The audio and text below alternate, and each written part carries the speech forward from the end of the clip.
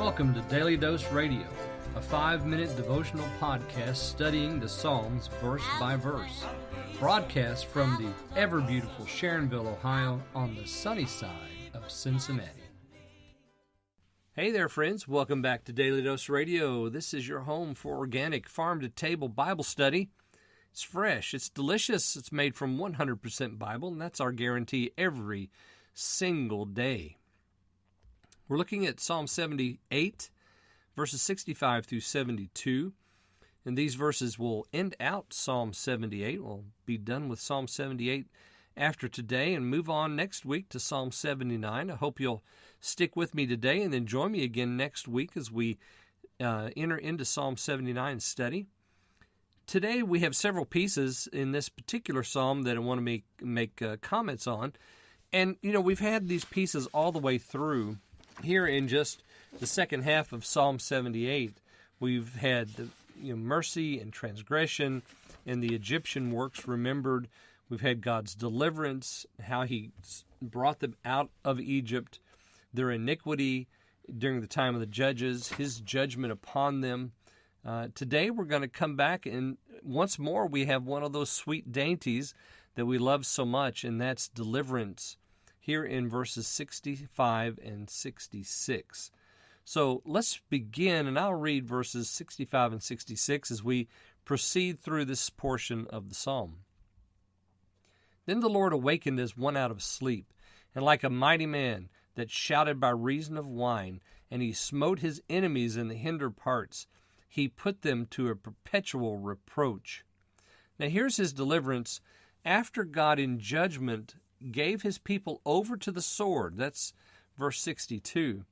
And fire consumed them. The priests fell by the sword. It was bad because the presence of God departed from them. And then we have the deliverance. God comes back to their defense, and He smites the enemy and brings them to a perpetual reproach. But something changes here. Joseph in Egypt was to be the one. His tribe, Ephraim and Manasseh, and Ephraim was chosen. That tribe was to be the tribe. And in 67, we have the fact that God refused the tabernacle of Joseph and chose not the tribe of Ephraim. But if you go back to Jacob's blessing of Joseph's children, you find out that it's Ephraim that is to be the one. That is going to be the main tribe, the one that leads the people of Israel. But not now. God has rejected them. He didn't choose the tribe of Ephraim, but look at verse 68. He chose the tribe of Judah. Now, Judah was the lion, and the prophecy of Judah was that the ruler would come out of Judah. But in Jacob's blessing, Ephraim was the one that was going to be the head or the lead. But now we have God choosing the tribe of Judah, Mount Zion which He loved. He built His sanctuary like high palaces, like the earth which He hath established forever. He chose David also His servant, and took him from the sheepfolds. From following the ewes great with young, He brought him to feed Jacob His people, and Israel His inheritance. So He fed them according to the integrity of His heart, and guided them by the skillfulness of His hands. So you see, He rejects Joseph, specifically Ephraim. He chooses Judah, and specifically out of Judah, David. So He chose not the tribe of Ephraim. He chose the tribe of Judah. And in 70 it said, He chose David, also His servant. So God's doing a lot of choosing here. There's some predestination going on here. God is choosing one over the other. And, of course, that's what He does, the wonderful idea of God's electing purposes through grace. And we see it being played out here in the life of Judah and specifically David. And, of course, the promise was made to David that from his line Messiah would come. And that promise has been fulfilled in the Lord Jesus.